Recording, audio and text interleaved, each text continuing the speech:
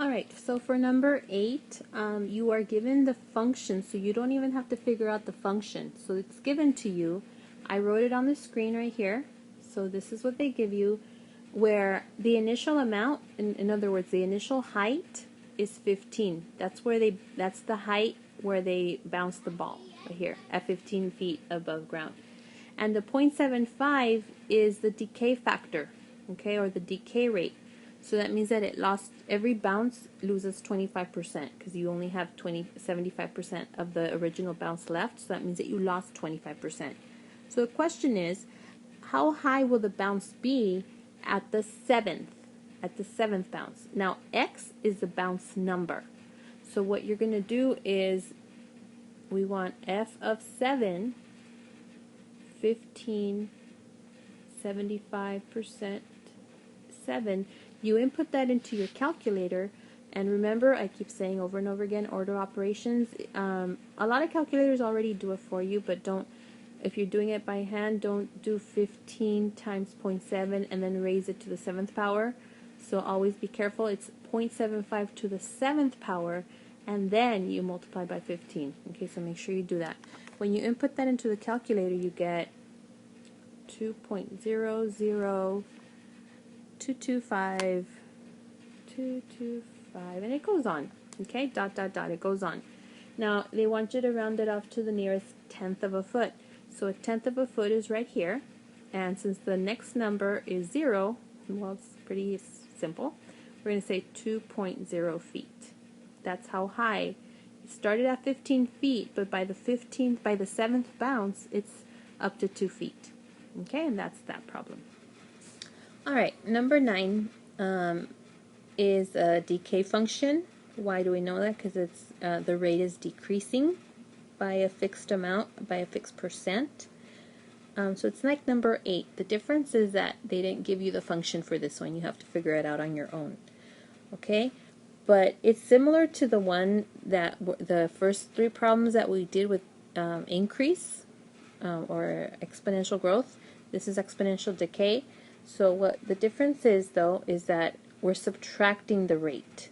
Okay, we're not adding it like we were before. Why? Because the rate is decreasing. Okay, so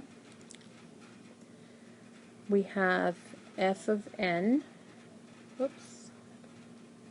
Let's fix that here. Sorry about that. So we have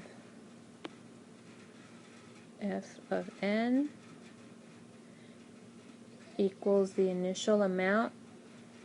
Fix that initial amount, which is 30,500. Now, it's decreasing by 4% every year, the population, so it's 1 minus 0.04 to the nth power. So we simplify what's in the parentheses, so this is f of n equals 30,500 times 90.94 to the nth. So this gives us the function for the population of this town since 2010. If as a function. Now the next question is, what is the expected population, assuming that the rate continues being 4% decrease every year? What is the population in the year 2018 to the nearest 100? So we're going to, from 2010 to 2018, n is going to be 8, right? N is 8. So we are looking for f of 8 equals 30,500 94 to the 8th power.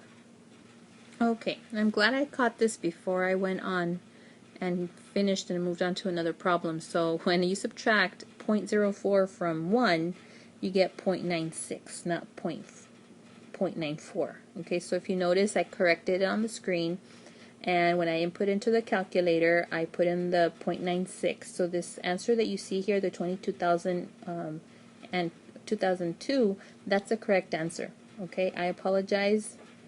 I've been doing this too long, so I apologize. Now it wants you to round off the answer to the nearest 100.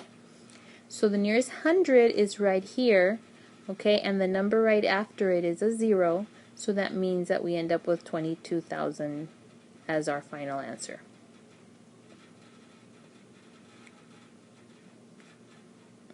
Okay, so there's the answer.